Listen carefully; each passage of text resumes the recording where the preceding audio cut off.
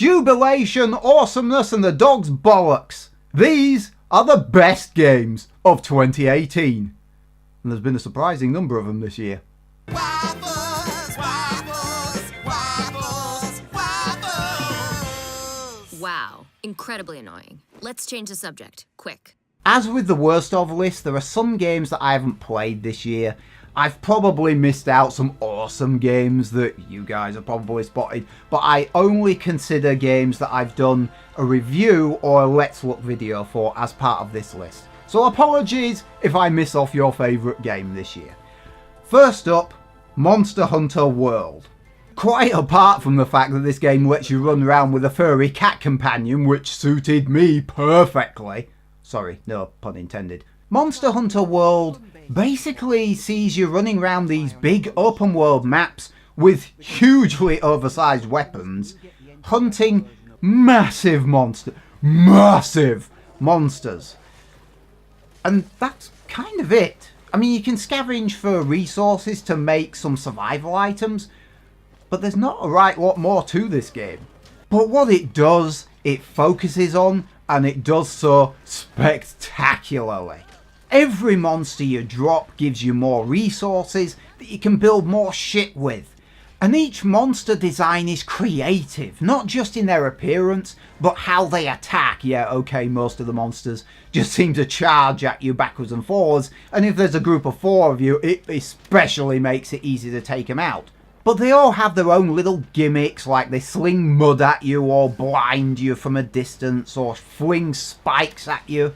I honestly don't know what is so attractive about the game. It's hard to pin it down, because you do the same things over and over again, but it's just so addictive. The constant cycle of loot and the risk versus reward system, the better quality materials only drop from the tougher monsters. It just keeps encouraging you to move forwards. And even if you run into a monster you can't handle, 4-player assistance is just a flare gun shot away. Darkest Dungeon Ancestral Edition. Quite apart from giving me the opportunity to dress up like an idiot and behave like one, the Ancestral Edition of this game gives console users access to the base game, plus a ton of DLC. The game sees up to 4 heroes at a time in your quest party, exploring randomised dungeons. The game has a unique art style, and for me, has a unique turn-based battle system, where a character's proficiency in combat is mostly determined by their position in the team. And despite having a shitload of things to keep track of, you have to keep track of all sorts of physical ailments, as well as mental ailments. Despite all of the stuff you have to keep on top of, the game makes it extraordinarily easy to keep on top of all this stuff. And with permadeath causing your characters to die and stay dead, it increases the amount of investment you have with your favourite party. Of course, you have to train other heroes as well, because your characters get stressed out and you have to give them a break. It all helps make you more invested in what's going on. Just make sure you don't try and bite off more than you can chew. Spider-Man! For a long time, superhero games, like games based on films, were utter trash. Garbage. Then Batman Arkham happened. I mean, wow. Spider-Man definitely owes quite a lot to Batman Arkham, not least of which because its combat system is most obviously inspired by it. But Spider-Man makes that mechanic its own by incorporating Spider-Man's unique abilities into the fray. Yeah, sure, Batman has a grapple gun and Spider-Man has his webbing that lets him close the distance as well, but he has plenty of tricks that are all of his own. But let's be honest, the standout feature for Spider-Man was the characters and the storyline. That's what really suckered you in. Definitely play to the end, by the way. No spoilers, but definitely play to the end. I honestly don't know if we're seeing a resurgence of superhero games. I mean, good ones. Obviously good ones. But we've had such a run of bad ones in the past, I can't help but wonder that games like Batman Arkham and Spider-Man are starting to make developers and publishers take notice.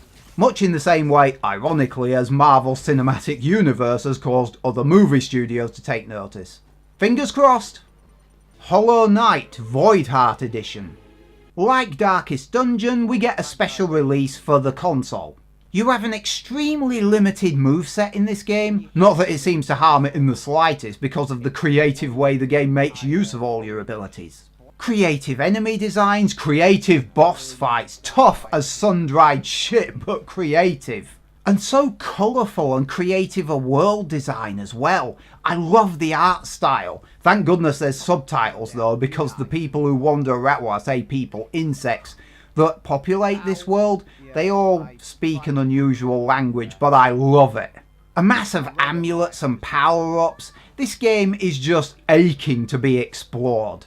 And with little clues here and there that just dangle the premise that you might find out what's actually happened just around the next corner, the game keeps you properly hooked.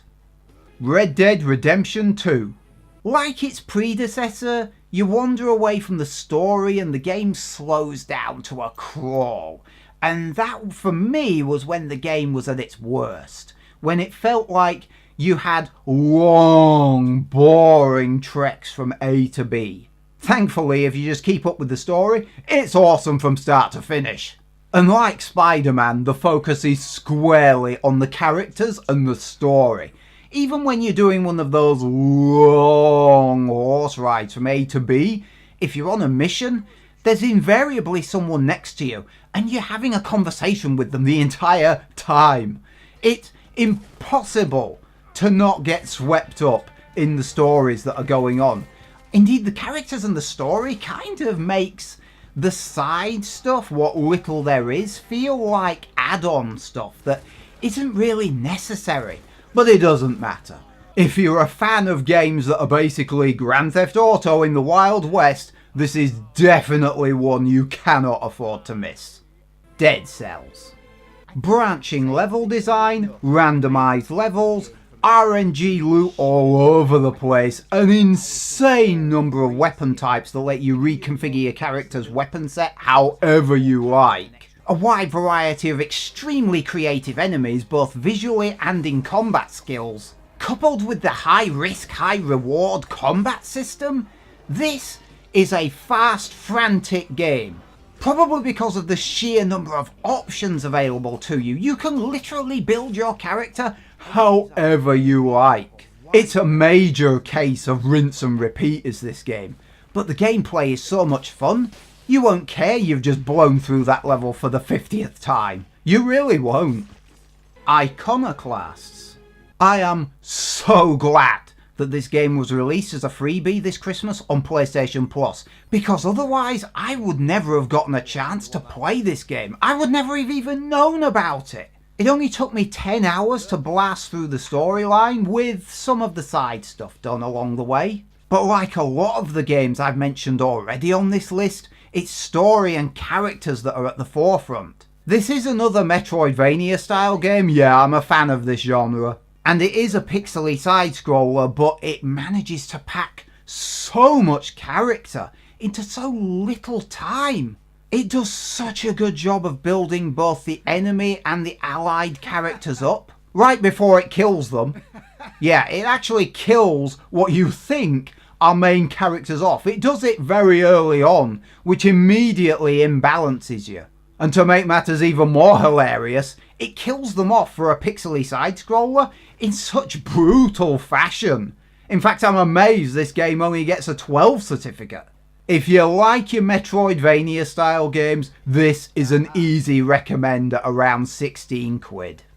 But however great all those games were, and they really were great, there's a lot of them this year, we all know which is the greatest. We all know, because everybody all over the internet has already said it, and I'm going to jump on the bandwagon and say it as well. God of War. I mean, how could it not be? Do you remember the original trilogy? You know, the original trilogy that the epic voice guy for Smosh Games once described the lead character as a 6-foot-something murder machine in a skirt. Now he's got a kid, he's trying to raise him, he's trying to protect him, trying to carry the ashes of his recently deceased wife to the highest peak in all the lands. Yeah, okay, I'm not making it sound particularly spectacular, but it is epic. I didn't even know what to make of the gameplay to start with. The combat is massively overhauled. Instead of a distant third-person camera, it's now an over-the-shoulder camera. It's very different, but it works. I did not expect it to be anywhere near this good. If the originals can be described as fantastic, this could probably be described as damn near flawless. And with Christopher Judge voicing Kratos this time round, he sounds the part. Lemnian wine, the island of Lemnos, near the place of my birth.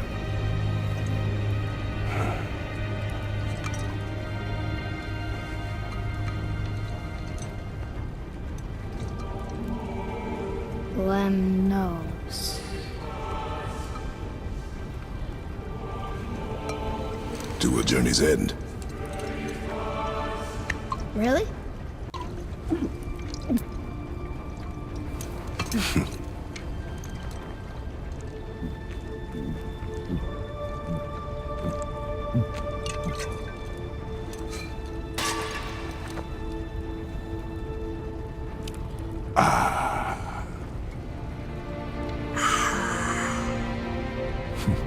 God of War is undeniably the best game of 2018. If you've seen any of my coverage for some of the other games on the worst of games list, you'll know what I think of Battlefield 5 and Call of Duty 4, you know, going this games as a service route. How many games have I just rattled off on my best of list that focus on story, on characters, on the single player narrative, instead of going this, you know, long-term multiplayer, always online fuckery? No, that's not where the future is. The publishers and the publishers certainly, not necessarily the developers. The publishers certainly think that that's where the future lies. That's where they seem to think most of the money is going, simply because that the few live services have made a lot of money, fair enough. But if you're going to crowd out the market with them, you're not going to make any money with them. You're really not. People are just going to pick their favourites and stick to them. These games on this best of list, these are the ones that we're going to remember. God of War is going to stick in my mind for a long time to come. And I haven't even played it a second time.